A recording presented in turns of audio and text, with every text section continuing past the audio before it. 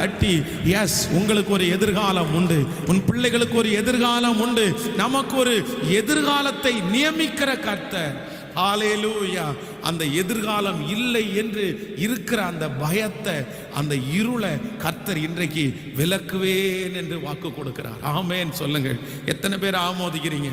ஆண்டவரை தேடுகிற பிள்ளைகளுக்கு எதிர்காலம் இல்லாம இல்லை, எதிர்காலம் உண்டு.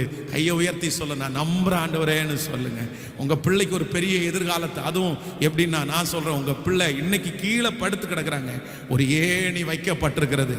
சொல்லுங்க, நம்பி சொல்லுங்க, எஸ் லார்ட், எஸ் லார்ட். முழு இருதயத்தோட சொல்லுங்க. யாரெல்லாம் அந்த வாக்கு தத்தத்தை விசுவாசிக்கிறாங்களோ அவர்களுக்கு தான் அது நடக்கும், அவர்களுக்கு தான் அது நடக்கும். ஆமென். கவனிங்க ஆண்டவருடைய பிள்ளைகளை, சில காலங்கள்ல ஆண்டவர் நமக்கு வாக்கு தத்தமா தந்துட்டு இருப்பாரு.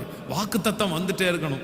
ஆண்டவருடைய பிள்ளைகள் எதை நீங்க தவற விடுறீங்களோ இல்லையோ, வாக்கு தத்தத்தை மட்டும் என்ன பண்ணிடக்கூடாதுன்னா தவற விடவே கூடாது, அதை ரிசீவ் பண்ணிட்டே இருக்கணும்.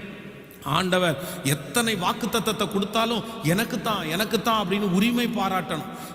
இப்போ இந்த 21 நாட்களும் ஆண்டவர் வாக்கு தத்தம் உங்களுக்கு கொடுக்குறாரா? அந்த வாக்கு தத்தத்தை கர்த்தர் அவ்வளோ சீக்கிரமா கொடுக்க மாட்டாரு, அவ்வளோ சீக்கிரமா வாக்கு தத்தங்கள் உங்களுக்கு வராது. ஆனா அந்த வாக்கு தத்தங்கள் உங்களுக்கு வருது அப்படின்னா கர்த்தர் உங்களை கொண்டு ஏதோ ஒன்று செய்ய போறதுனால தான் அந்த வார்த்தை வருது.